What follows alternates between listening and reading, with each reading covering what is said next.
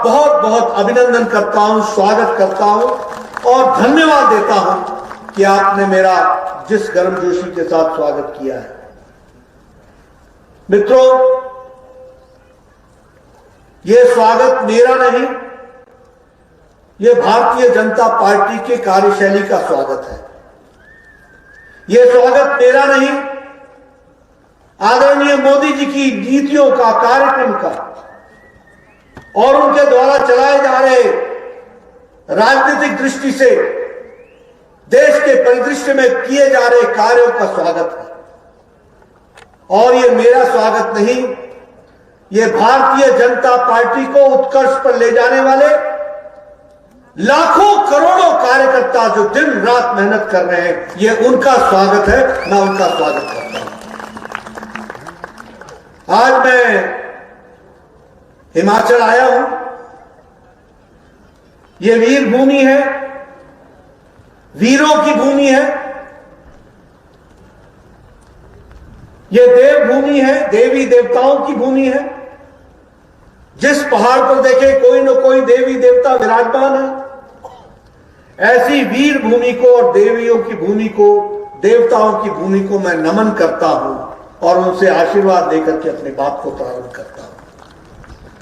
आज जब हम चुनाव के दृष्टि से हमारे पूर्व वक्ताओं ने जो सारी चर्चाएं की हैं, उसमें विशेष करके आपने इस बात का उल्लेख किया कि हाल ही के चुनाव में भारतीय जनता पार्टी को प्रचंड जीत मिली और 4 राज्यों में हम फिर से स्थापित हुए। यहां मैं आप सबके माध्यम से आदरणीय मोदी जी को धन्यवाद देना चाहता हूं, आप सबकी ओर से, कि उनके बताए नीतियों को, उनके बताए कार्यक्रम को, उनके द्वारा गरीब, वंचित, पीड़ित, शोषित, दलित समाज के अंतिम पायदान पर खड़ा व्यक्ति, जिसके नाम पर लोग राजनीति करते थे लेकिन उनके आंसुओं को पोंछने का काम नहीं करते थे, ये मोदी जी ने उन गरीबों की चिंता की, उन दलितों की चिंता की, उन जो समाज के अंतिम पायदान पर खड़े व्यक्ति थी उनको चिंता की और उनको मुख्य धारा में शामिल करने का जो काम किया, उसको इस चुनाव में उत्तर प्रदेश की जनता ने, गोवा की जनता ने, मणिपुर की जनता ने, उत्तराखंड की जनता ने मुहर लगा करके विजय हासिल कराई। ये हमको ध्यान में रखना है। इस चुनाव में बहुत सी चीजें प्रथम बार हुई हैं, बहुत सी चीजें प्रथम बार। उत्तर प्रदेश में प्रथम बार किसी की सरकार 38 साल बाद दोबारा रिपीट हुई। उत्तर प्रदेश में प्रथम बार कोई मुख्यमंत्री 5 साल पूरे करके दोबारा शपथ लिया है, तो यह उत्तर प्रदेश की धरती पर हुआ। यह उत्तर प्रदेश की धरती पर पहली बार 23 जिलों में clean sweep Bharatiya Janata party की हुई। इस बात को भी हमको ध्यान में रखना चाहिए। और साथ ही साथ इंडियन नेशनल कांग्रेस के 399 सीटों पर चुनाव लड़ने पर 387 सीटों पर जमानत जब्त हुई। यह पहली बार हुआ। 389 में 377, जिसने 30 साल 40 साल राज किया हो, 70 साल से ज्यादा देश पर राज किया हो, आज उत्तर प्रदेश की धरती पर 399 में 387 सीट पर जमानत जब्त हो गई। आजकल एक नई पार्टी भी आई है जो अपना आपा खो बैठती है। उनकी हालत क्या हुई? 377 सीटों में 377 सीटों में जमानत जब्त हुई है। यह उनकी परिस्थिति आकर के। इसलिए मित्रों, इस चुनाव में बहुत कुछ प्रथम बार हुआ है। उसी तरीके से अगर हम उत्तराखंड की बात करें, जब से राज्य बना है, तब से पहली बार किसी की सरकार थी और चुनाव में दोबारा चुन करके आई है, वो उत्तराखंड में हुआ है। उस बात को भी हमको ध्यान में रखना चाहिए। और यहां भी हमारी 47 सीटें आई 70 में, लेकिन सबसे चौंकाने वाली बात यह है कि बड़ा सुनते थे शोर तुम्हारा हर गली में, बड़ी चर्चा होती थी मोहल्ले मोहल्ले, आपसे बचो, आपसे बचो, आपसे बचो।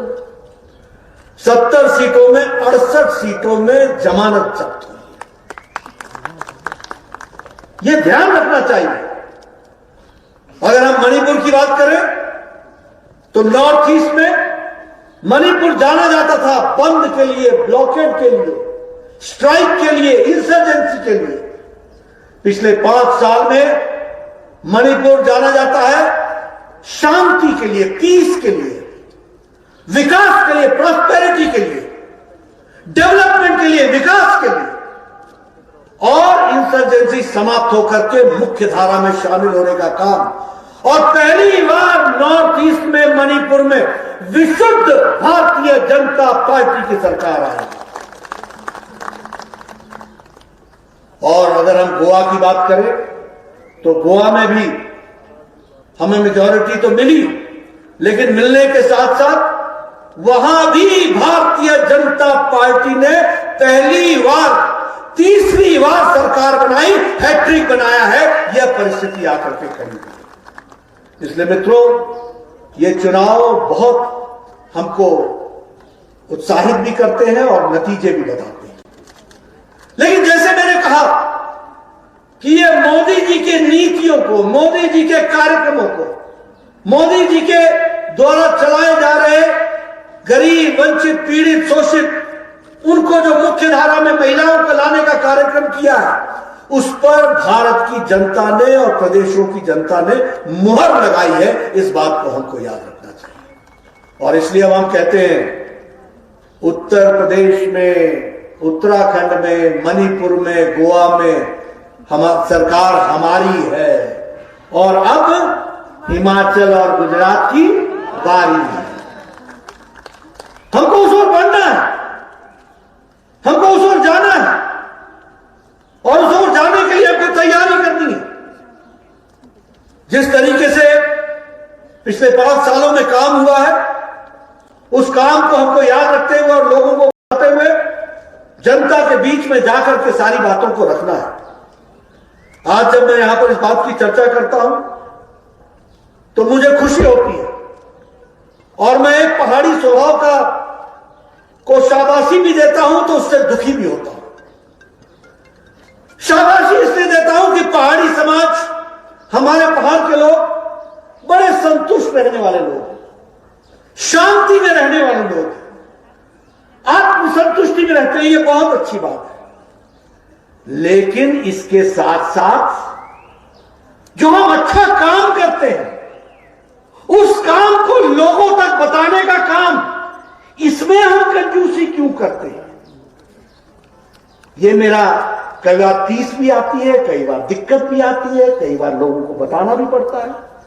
मैं जानता हूं आप लोग, बहुत से लोग ये नहीं जानते होंगे कि 5 साल के अंदर हिमाचल प्रदेश अब एक तरीके से कहा जाए तो एग्रीकल्चर की दृष्टि से, एग्रीकल्चर प्रोडक्ट्स का, और जिसको कहते हैं एडिशनल वैल्यू के साथ, वैल्यू एडिशन के साथ खड़ा होने वाला एक हब के रूप में हिमाचल प्रदेश खड़ा हो रहा है। इस बात को हमको याद रखना चाहिए। आपको जानकर के खुशी होगी कि आज अगर फूड पार्क की बात करें तो लगभग 9 फूड पार्क 5 साल के अंदर मल्टीनेशनल कंपनीज के इस हिमाचल प्रदेश में स्थापित हुए। 9। यह हमको ध्यान में रखना चाहिए कि किस तरीके से विकास की दृष्टि से काम चल रहा है। हिमाचल प्रदेश आज फार्मा का हब बना हुआ है। लगभग 12 ऐसी कंपनीज हैं जिनका प्रोडक्ट दुनिया में जा रहा है, और उसकी मैन्युफैक्चरिंग यूनिट्स जो है वो हिमाचल प्रदेश में है। मित्रों, एक बात ध्यान रखना, और मैं बार बार ये कहता हूं कि यहां लंबे समय तक कांग्रेस पार्टी ने राज किया, और उसके बाद किसी को मौका मिला तो बीजेपी को मिला। मैं यहां डंके की चोट पर कह सकता हूं कि जब जब कांग्रेस आई है उसने हिमाचल का हक छीना है, और जब जब बीजेपी आई है उसने हिमाचल को हिमाचल का हक दिया है। इस बात को हमको याद रखना चाहिए। आप लोग भूल गए होंगे, याद करो 10वां वित्त आयोग, 11वां वित्त आयोग, याद करो जब आपका स्पेशल स्टेटस ले लिया गया था, याद करो जब सेंट्रल स्पॉन्सर्ड स्कीम में केंद्र अगर 60% देता था तो 40 आपका लगता था, और सिफारिश क्या थी कि 50-50 कर लो। यह थी मनमोहन सिंह की सरकार की सिफारिश। आपने 2014 में मोदी जी को प्रधानमंत्री बनाया, आपने भी डिमांड की थी, मुझे याद है अच्छे तरीके से। शांता कुमार जाया करते थे न्याय यात्रा लेकर के, मुझे याद है अच्छी तरीके से। प्रेम कुमार धूमर जी दिल्ली के दरबार में अपनी बात को गुहार लगाते थे, कोई सुनने वाला नहीं था। लेकिन यहां वीरभद्र की सरकार थी। जब मोदी जी की सरकार बनी, मोदी जी ने इस बात की चिंता नहीं की कि यहां वीरभद्र की सरकार है। मोदी जी ने इस बात की चिंता की कि हिमाचल हमारा है और हिमाचल को हिमाचल का हक मिलना है, और उन्होंने हमको स्पेशल कैटेगरी स्टेट में खड़ा किया। जहां नॉर्थ ईस्ट के स्टेट्स थे, जहां जम्मू कश्मीर था, वहां हिमाचल और उत्तराखंड दोनों को निकाल दिया गया था। उसको स्पेशल कैटेगरी हिल स्टेट में लाने का काम नरेंद्र मोदी जी ने किया, और सेंट्रल स्पॉन्सर्ड स्कीम में 90-10 का रेशियो तय किया गया। 90 केंद्र सरकार देगी तो 10 जयराम ठाकुर जी देंगे, यह ला करके खड़ा किया। आप शायद भूल गए होंगे कि अटल जी ने हम लोगों को इंडस्ट्रियल पैकेज दिया था। ये जो फार्मा इंडस्ट्रीज आई, ये जो बद्दी का डेवलपमेंट हुआ, लेकिन उसके बाद जब मनमोहन सिंह की सरकार आई तो आपको यह भी मालूम होगा कि यह हक हमसे छीन लिया गया था, यह हक हमसे वापस ले लिया गया था। और उस समय कांग्रेस के लोगों ने क्या दलील दी थी? यह कहा था कि हिमाचल को मिल रहा है, पंजाब को नहीं मिल रहा है, हरियाणा को नहीं मिल रहा है, बराबरी होनी चाहिए, ये तीनों का हिस्सा होना चाहिए, इसलिए हिमाचल का हिस्सा काटो। ये दीगर बात है कि कांग्रेस वाले न हरियाणा में रहे और न पंजाब में रहे, सुपड़ा साफ हो गया, यह भी आपको याद रखना चाहिए। इसलिए मित्रों मैं ये कह सकता हूं, कोल डैम जिसको कड़ाई डैम कहा जाता था, 1960 के दशक में इसके बारे में कल्पना की गई थी, 60 के कांग्रेस की सरकार थी। लेकिन जब अटल बिहारी वाजपेयी की सरकार आई तब जाकर के इसका शिलान्यास हुआ, और यह समर्पित कब हुआ? जब नरेंद्र मोदी जी की सरकार आई तब जाकर कोल डैम हमको मिला है। आज वहां पर 800 मेगावाट की बिजली प्रोड्यूस हो रही है। लूरी स्टेज 1, स्टेज 2 नारे लगाते थे कि लूरी स्टेज 1 होगा, स्टेज 2 होगा, उसका शिलान्यास भी नरेंद्र मोदी जी की सरकार ने रखा। आप याद कीजिए अटल टनल, अटल बिहारी वाजपेयी जी ने 2004 में इसका शिलान्यास किया था, 2004 में, और नहीं 2002 में इसका शिलान्यास किया था, और 2020 में शायद सितंबर का महीना था जब मोदी जी ने आकर के इसका उद्घाटन किया, सितंबर में। 18 साल लगे, और मुझे याद है अटल जी ने मनाली में मेरे सामने कहा था, मोदी जी बगल में बैठे थे, 3 अक्टूबर को 2020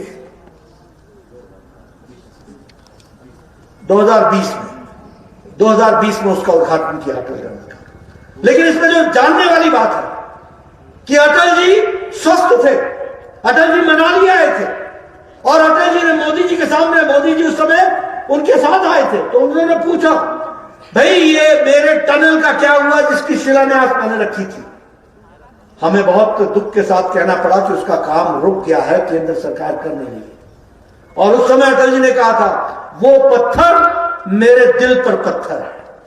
और मोदी जी ने याद रखा था जब वो प्रधानमंत्री बने तो 6 साल के अंदर पूरी ताकत लगा करके 5 साल के अंदर अटल टनल दिया गया। ये बात भी याद रखनी चाहिए। इसलिए मित्रों, मैं ये गौरव के साथ कह सकता हूं कि बेशक हिमाचल प्रदेश में हमको राज करने का समय कब मिला, लेकिन हिमाचल प्रदेश को देने का काम किया तो बीजेपी की सरकारों ने किया और लेने का काम किया तो कांग्रेस पार्टी की सरकारों ने किया।